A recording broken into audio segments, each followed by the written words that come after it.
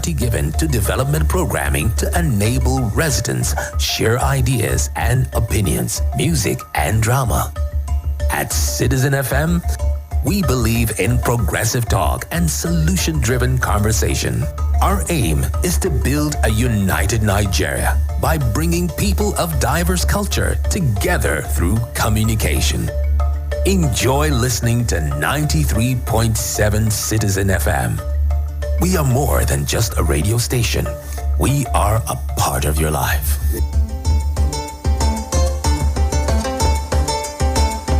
This is 93.7 Citizen FM, Abuja. The time is 12 noon. Good afternoon and welcome to Citizen FM News at noon. I am Philomena Okolo. President Muhammadu Buhari has launched the National Counter-Terrorism Center, a facility he declares would serve as his major infrastructural legacy to the incoming administration to effectively coordinate national security and counter-terrorism efforts. President Buhari made the declaration during the inauguration of two state-of-the-art facilities, including the new office of the National Security Advisor in Abuja, as part of efforts to address the protracted challenge of insecurity, particularly terrorism and violent extremism. Speaking at the inauguration of the two world-class facilities, the president noted that his administration has checkmated agitators in the southeast and to a lesser extent the southwest, which have been experiencing separatist agitation. These two world-class state-of-the-art facilities will optimize our efforts at addressing the newly evolving security challenges in our environment, especially terrorism and violent extremism. The secure and high-tech nature of these offices are designed to enhance our strategic response to a broad range of current and emerging security concerns. This is because we live in an interconnected world and therefore must be able to face and respond to both domestic and global security challenges. The Senate President Ahmed Lawan has stated that the Senate will investigate the 19 constitution alteration bills rejected by President Muhammadu Buhari. Lawan made this known during plenary on Tuesday. The National Assembly had in January transmitted 35 constitutional alteration bills to the President for assent, but President Buhari had on Friday last week assented to 16 out of the 35 bills. Lawan noted that the most striking of the 16 bills that Buhari assented to was the fifth alteration bill, number 6, which makes provisions for financial independence of state houses of assembly and the judiciary. The Speaker of the House of Representatives, Femi Gbajabiamila, has commended the Independent National Electoral Commission over the conduct of the 2023 general elections. He also commended the various security agencies for ensuring that the worst predictions of crisis and conflict did not come to pass. The Speaker stated that there was an improvement in the election conduct. Nevertheless, he admitted that it was not perfect. Gbajabiamila said the 2023 general elections had effectively come to an end, with the exception of those areas where the electoral body has declared elections inconclusive or scheduled reruns. He said that amendments to Nigeria's electoral laws by the legislature, pronouncements by the judiciary, and operational reforms by the Electoral Commission had significantly improved elections in Nigeria since 1999. Any objective assessment of these elections will show marked improvements from prior outings. This is not to suggest perfection, but to acknowledge evident progress in our collective efforts to ensure elections we can all be proud of. Amendments to our nation's electoral laws by the legislature, pronouncements by the judiciary, and operational reforms by the Electoral Commission have significantly improved elections in Nigeria since. The presidential candidate of the Labour Party, Peter Obi, has filed his petition to challenge the victory of Bola Tinubu of the All Progressives Congress in the 25 February election. Peter Obi, who came third in the election, filed his petition to challenge the outcome of the poll at the Presidential Election Petition Court in Abuja at about midnight on Tuesday. He alleged that the election was characterized by various irregularities, including the non-qualification of Mr. Ahmed Bola Tinubu and his running mate Kashim Shettima to contest the election. Meanwhile, candidate of the People's Democratic Party, Atiku Abubakar, has filed a petition to challenge the declaration of Bola Ahmed Tinubu of the ruling All Progressives Congress (APC) as the winner of the presidential election that was held on February 25. Atiku, in the petition, which he lodged before the Presidential Election Petition Court (PEPC) sitting at Abuja Division of the Court of Appeal, applied for the withdrawal of the certificate of return that was issued to Tinubu by the Independent National Electoral Commission (INEC). He maintained that the declaration of Tinubu as the winner of the presidential election was invalid by reason of non-compliance with the provisions of the law.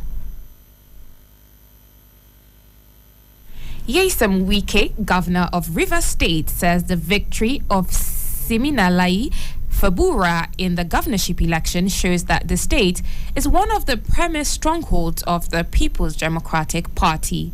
Wike said in spite of the criticism by the opposition, the PDP had won all the governorship elections in the state since 2015.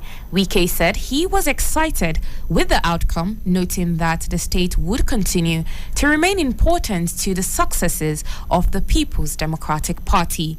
The governor said he dedicated the electoral victory of the party to God and the people of the state. We did not advance the cause of an Ogoni. Canabade wherefore reverse wherefore consolidation and continuity, which message resonated and inspired the people to vote for us. Thank you for speaking loudly and clearly that Rivers State belongs to the PDP. The governorship candidate of the All Progressives Congress in Bauchi State, retired Air Marshal Sadiq Abubakar, has rejected Saturday's governorship election results in the state. He stated this at a news conference in Bauchi. Abubakar alleged that the election was marred with indecency and rigging. He said based on what he knows, he is the clear winner of the election. The election in Bauchi State was characterized by primitive violence. We consider the figures that were released as totally unacceptable. I think you have to look at the where we live in 2023 in West Africa. Meanwhile, the governorship candidate of the People's Democratic Party in Yobe State, Sharif Abdullahi, has rejected the outcome of the just concluded governorship elections in the state. Briefing newsmen in Damaturu, the state capital, on Tuesday, the candidate explained the election was marred by intimidation of the electorate, open and brazen vote buying, inducements, and all manners of behaviors alien to all known democratic principles. While calling on the supporters to conduct themselves peacefully, Sharif pledged to pursue all legal means to restore the mandate. The party therefore wished to oppose the outcome of the election as announced, while urging our members to remain peaceful and calm as we study and review the result before taking. President-elect Bola Ahmed Tinubu has condemned the violence reported in the 2023 general elections in Nigeria and is calling for healing and reconciliation in the country. Tinubu said this in a statement released on Tuesday and urged Nigerians to rise above their differences and work together for the betterment of the country. The former Lagos State governor said he was saddened by the report isolated infractions during the elections and its aftermath in some states. Elections, he said, should be a celebration of maturing democracy and freedom of choice and ought not to be moments of grief. Now onto the foreign scene. The United States government has advised Nigeria not to lose sight of its place as the most consequential democracy in Africa. United States Ambassador to Nigeria, Mary Leonard, gave the advice in Abuja. She said while many would be disappointed with the outcome and are seeking redress in court, Nigerians should be proud that the democracy has come to stay in the country.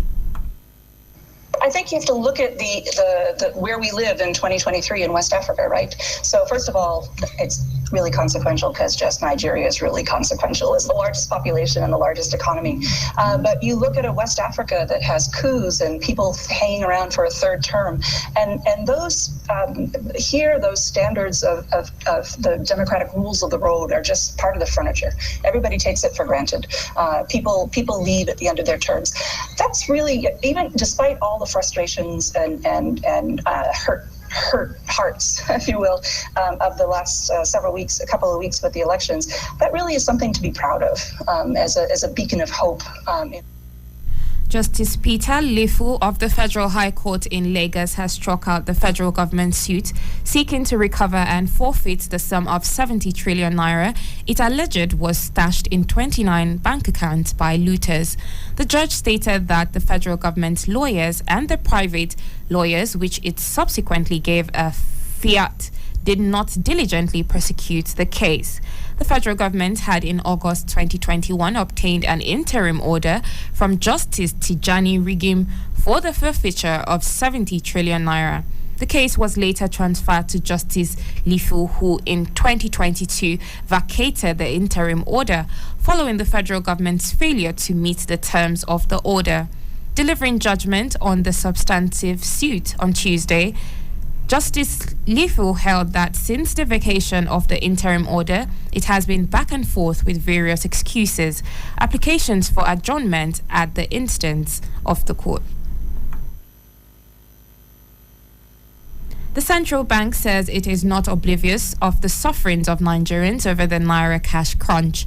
Governor of the bank, Godwin Emefiele, who was speaking at the end of the 290th meeting of the Monetary Policy Committee meeting of the Apex Bank, said the bank is aware of some of the difficulties experienced by Nigerians over lack of access to cash and difficulties over network connection.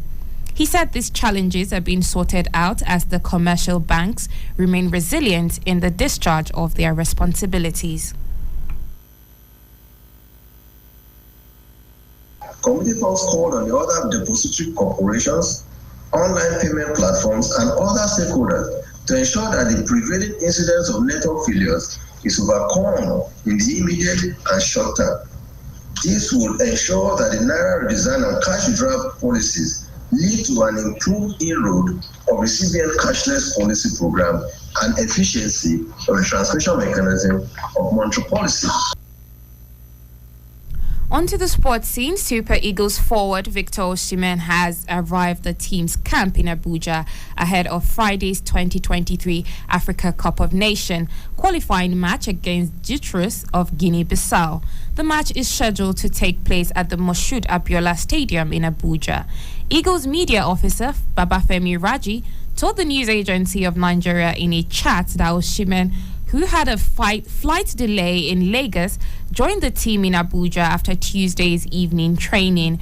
Raji said the arrival of Osimhen brought the number of the players in the camp to 22, while Portugal-based defender Zaidu Sanusi was the only player still being expected and should be joining the team on Wednesday. And that's the news at noon. I am Philomena Okolo. To listen to us online, please visit citizenfm.ng. Follow us on social media on Facebook, Citizen FM Abuja, on Instagram, Citizen FM 937, and on Twitter, Citizen FM 937. Do have a lovely, lovely day ahead. 93.7 Citizen FM. Let's talk about it on our favorite radio station.